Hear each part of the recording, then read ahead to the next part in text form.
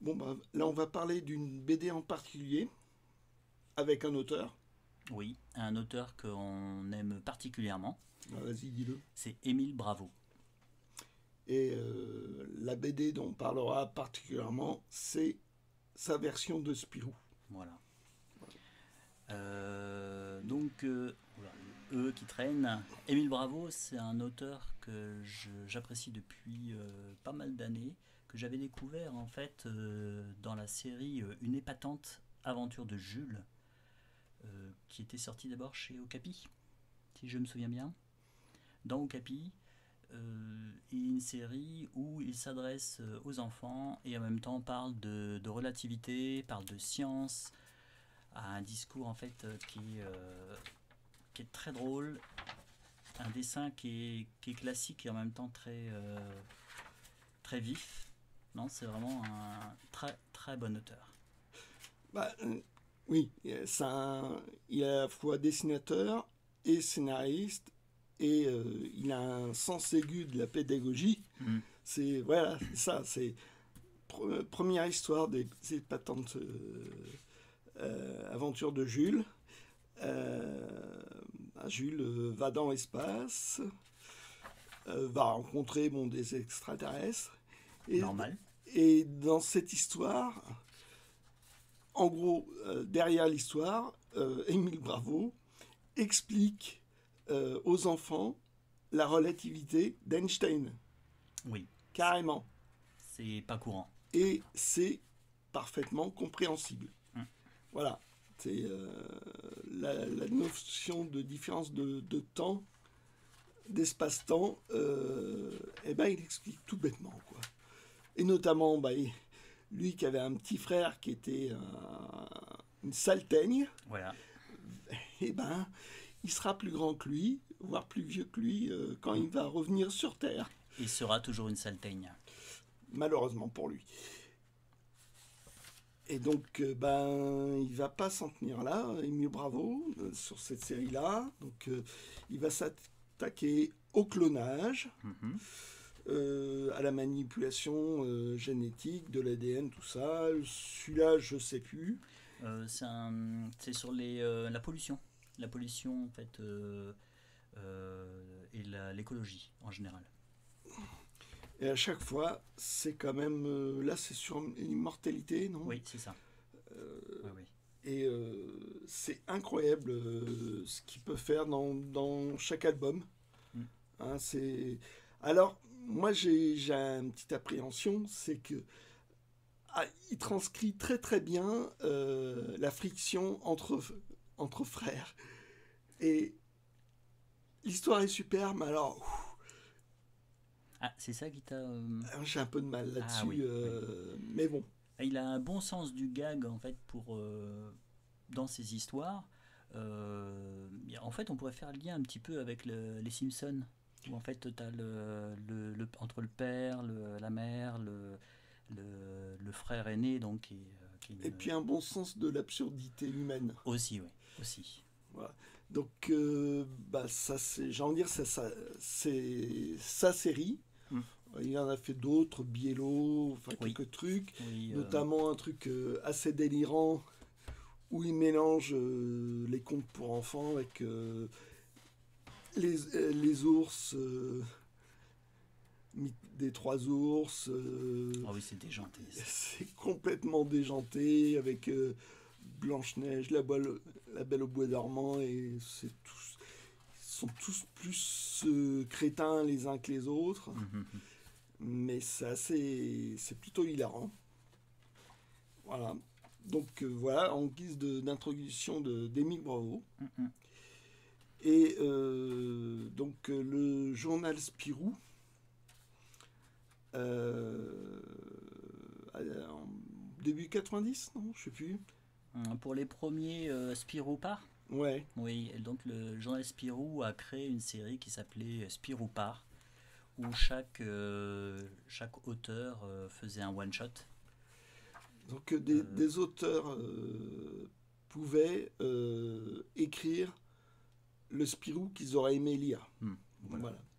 Donc le Spirou par tel ou tel auteur, Ça dépend. Moi, je trouve qu'il y a eu des hauts, des bas, Oui, des trucs réussis, puis d'autres qui allaient trop loin ou qui étaient...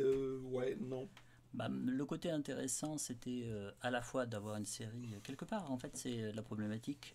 Bon, on n'est pas toujours enregistré, donc avec le geek belge, on a déjà eu ce type de conversation.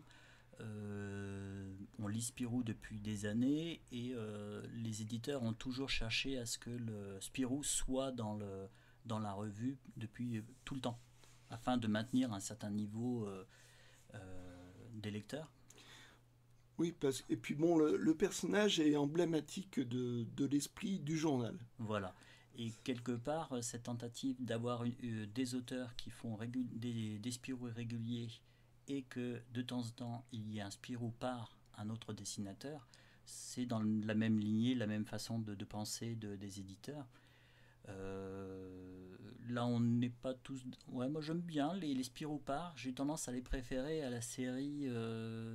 La série À la principale, série principale. bah, tout dépend des auteurs Voilà. qui Mais sont à la manette. celui de Le Gall était vraiment très sympathique. Hmm. Et surtout, c'est quand celui de Émile Bravo est sorti, là, ça a été la claque. Ouais, c'est vraiment l'exception à la règle. Il y a les autres et lui, 3 crans au-dessus. Totalement. Voilà. Totalement. Et des grands énormes. Et en fait, bon, bah, le canon de Spirou a été figé par Franquin. Hein. Et donc, tous se comparaient à Franquin, je veux dire, les Spirou par tel ou tel auteur. Oui. Et lui, bah, il a eu une démarche, plus intelligente. Il n'a pas été se confronter à Franquin.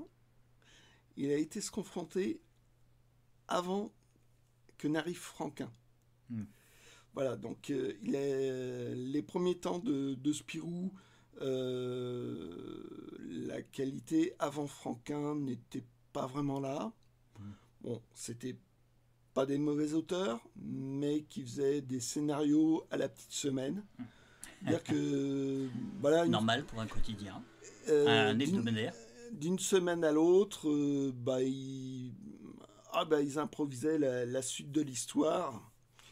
Et on n'en garde pas un grand souvenir, quoi.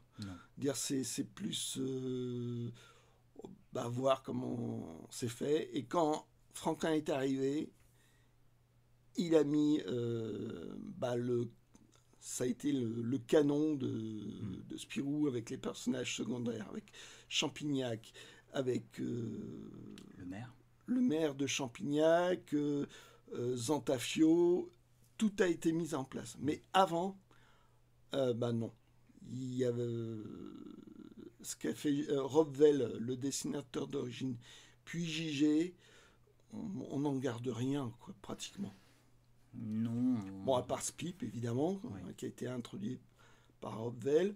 Le fait que Spirou soit Groom, ça, c'est, d'après un souvenir de Rob Vell, ça, c'est vraiment ce qu'il a apporté. Mais à part ça, ça n'a pas été repris en album quasiment à l'époque. Ça a été bien oublié. Il y a eu des intégrales de ces époques-là, qui à la lecture, c'est plus documentaire, quoi, comme intérêt. Oui, totalement. C'est pour savoir ce qui s'était passé avant. Voilà, et ça laisse pas un grand souvenir. Non. Et donc, Émile Bravo a eu l'intelligence de se dire comment on part d'un gamin qui est Groom à un aventurier journaliste que devient Spirou dans les mains de Franquin. Donc, il s'est posé cette question-là.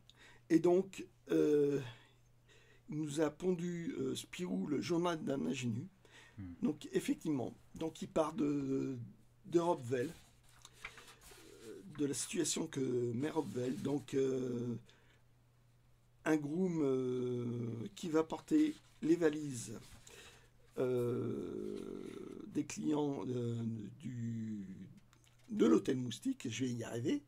Ah, t'es pas là pour m'attraper, Non, je toi, t'aime hein. pas du tout, non. Non, T'as marqué, hein. ouais, tu me laisses Te débrouiller. ouais, non, m'enfoncer. Je me noie Oui, et il est effectivement. appuyé sur la tête. C'est bien. Bon, pas du tout. Non, tu le penses seulement. Voilà, c'est ça en fait. C'est Donc comment voilà. ce fameux groom, même dès la première page, on a un client qui se demande qu'est-ce que c'est ça, Spirou. Voilà. On ne sait pas ce que C'est c'est quoi Spirou. ça, Spirou?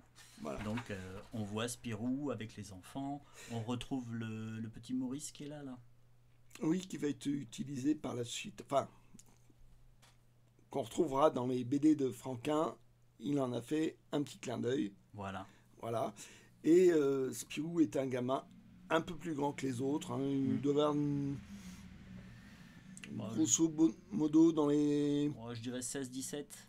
Et ce qui Ouais, fait comme les gamins ont 12 ouais. ans, il fait deux têtes Non, de je plus. dirais presque 16-17. Ouais, Ouais. Je penserais ça, 16-17.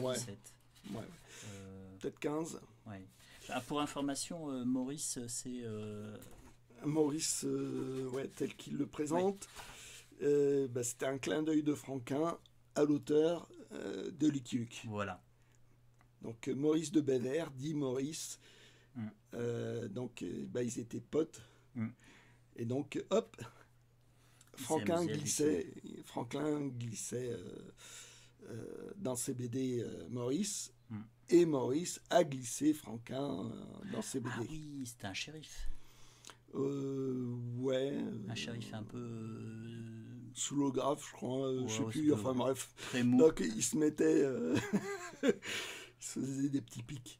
Et donc, c'est un gamin, il connaît rien. C'est un orphelin. Oui. Qui se retrouve dans l'hôtel avec des gens plus ou moins bienveillants dans le personnel. Oui. Et c'est un grand hôtel, assez luxueux. Assez luxueux, oui. Parce qu'on voit des clients qui sont des clients de Des célébrités. Des célébrités. Donc, un boxeur. Donc un boxeur, une modiste. Voilà. Mais va se glisser parmi eux aussi des personnages politiques. Voilà. On le verra par la suite. Voilà. On retrouve la rencontre avec Fantasio. La rencontre avec Fantasio, qui est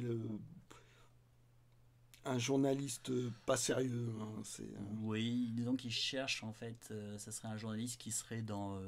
avec un côté paparazzi. Ouais, totalement paparazzi, qui veut des histoires people, des scandales, voilà. Voilà, donc il essaye d'avoir des informations par ce jeune groom. Donc c'est comme ça qu'ils vont s'intéresser. Avec la petite allusion avec le chaperon rouge lors de leur rencontre. Et donc... il fait aussi la rencontre avec une femme d'une collègue. D'une collègue. D'une jeune collègue qui vient d'arriver dans l'hôtel et qui va le bousculer. Oui. Parce que cette jeune collègue, on sent qu'elle elle a un petit peu conscience de ce qui se passe autour du monde, des enjeux. Enfin, au début, on ne sait pas trop ce qu'elle veut, mais on sent qu'elle a quand même déjà une petite conscience politique où elle se rend compte de ce qui se passe et de la situation politique. Et on sent aussi qu'elle vient d'autres pays, donc elle a une autre vision qu'une vision purement belge. Ouais, en fait, lui, c'est son quartier. Son monde, c'est le quartier, c'est l'hôtel. Et pour l'instant, pour lui, ça ne va pas plus loin. Voilà. Et elle va lui ouvrir des portes. Des portes du monde et une conscience politique voilà. par la suite. Voilà. Et aussi, la vision aussi de le monde est énorme. Et en fait, grâce à elle, il s'intéresse un petit peu à la géographie. Et dépense le moindre sou pour s'acheter un atlas. Un atlas. Et on a l'impression que c'est ça qui lui donne envie d'aller dans tous les pays. Et pour comprendre Voilà, pour il est- comprendre ce qui se passe. elle éveille sa curiosité Mm. et son envie de comprendre ce qui se passe. Mm. Et ça va aller assez loin dans l'histoire. Oui. Hein, on ne dévoile pas parce que il va finir par intervenir. Mm. Mais bon, Disons, les lois du spoiler nous embêtent, voilà, nous nous empêchent empêchent d'aller plus loin. de vous divulgacher tout cela. Alors, il y a des petites allusions à Tintin. Là, on le voit, là, dans son costume, c'est totalement Tintin. Voilà, c'est... Il va s'acheter son atlas, il va se l'acheter sur le même, la même brocante que Tintin achète La licorne. la licorne. La maquette de la Ouais, licorne. donc on retrouve le même vendeur qui est là avec son petit étal. Il y a un moment donné, je crois qu'il est... c'est dans celui-ci où il est accroché à l'arrière de la voiture aussi, comme Tintin. Peut-être à la fin. Donc, voilà, à un Voilà. moment donné, Tiens, là, voilà. il sort de son costume de groom, mais, Tiens, non, mais sur le... de manière... voilà. Il est là. Et de manière accidentelle, il va se retrouver dans un costume de Tintin, quoi. Voilà. On voit même ici la licorne. Donc Tintin Ah n'est oui, pas la encore passé. licorne avec le vendeur de la licorne. Voilà. Donc il y a une allusion claire à Tintin. D'ailleurs, lui lit le petit 20e. Voilà. Voilà. Et donc, l'histoire va s'imposer à lui parce que c'est le journal Spirou a commencé en 1938, donc la veille de la guerre. Voilà. Et donc, Spirou va se retrouver dans des intrigues qui va annoncer... On vient de voir passer la page. Laquelle? Qu'est-ce que tu as dit? Le retour des Tintins. Le retour de Tintin, oui. Il s'accroche à la roue à l'arrière de la voiture. Et donc, bon, C'est dans on va l'Office pas bleu, non, spoiler, qui fait ça hein, oui, on hein. va pas spoiler. Bon, on va juste dire... Bon, Lisez-le. ouais. Bon, il meurt à la fin. Non, Bon, il meurt pas à la fin. Hein. il n'a pas la fin. Mais l'histoire est dense. Émile Bravo a su faire redécouvrir Spirou, mais le Spirou d'avant Franquin. Oui. Et d'en faire quelque chose de vraiment formidable. Assez formidable parce que c'est une histoire qui est drôle, qui est tendre, qui est triste, il y a tous les sentiments humains et on mêle justement dans ce Spirou avec la petite histoire et la grande histoire. Et ça, c'est quelque chose qu'il va faire dans la suite qui arrive tout de suite. Ah, vas-y. Ah, juste un petit intermède. Donc, Ami, tiens, on pourrait faire ça en 2 parties. Faire d'abord sur le journal et faire la suite après. je sais pas. Là, je vais montrer un peu On est à combien, la déjà manière. Ouais, vas-y, Ouais. la manière. La manière dont il dessine. Donc là, c'est du storyboard, du croquis un peu poussé, mais pas trop. Et mais en fait, ça reste frais, quoi. Là, Oui. on sent plus un dessin-écriture. Oui. C'est assez fou. Et ça, donc, ça va à l'essentiel. Bon, il y a vraiment un crayonné au bleu qui est quand même assez sommaire, et il va directement dire dans les expressions, dans les cases. On n'a pas l'impression qu'il y ait des repentirs. Je ne sais pas comment il travaille, si cette partie-là, c'est déjà qu'il a fixé son scénario ou s'il a fait d'autres tentatives avant. Bon, il y a aussi une technique bien éprouvée, quoi. C'est pas son premier album. Oui, aussi. Donc, page 37, est-ce que je vais retrouver exactement? Et en fait, après, je veux dire, c'est juste de la mise honnête, quoi. Voilà.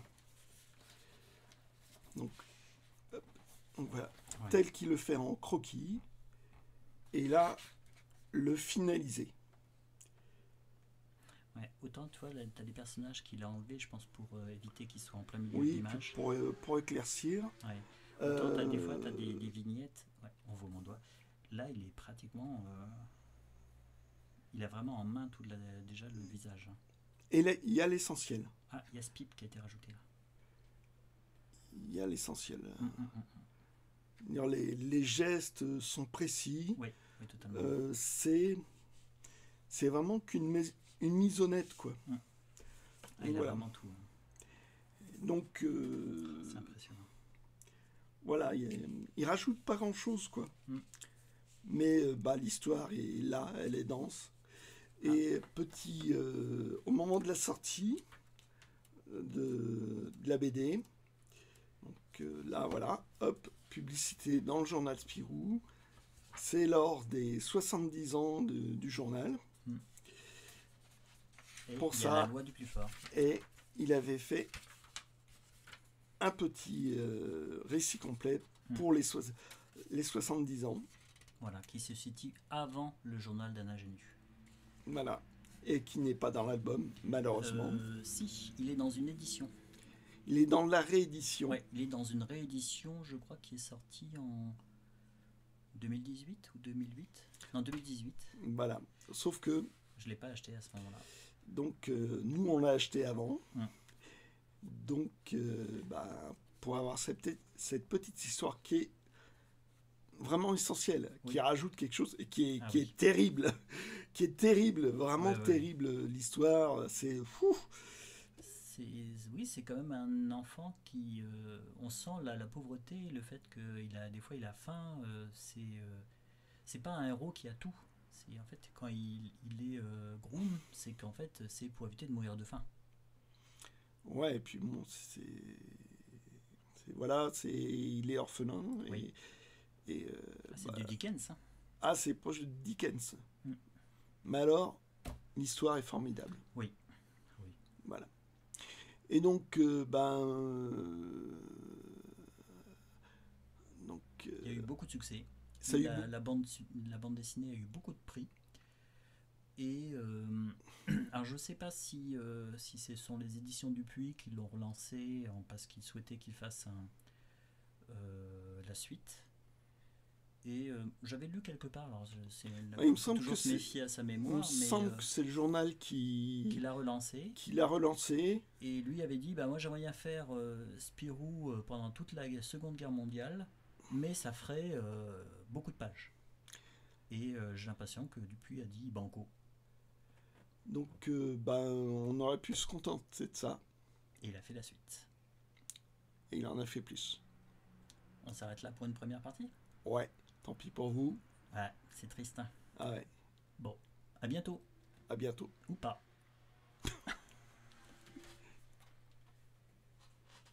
Il est bête, lui.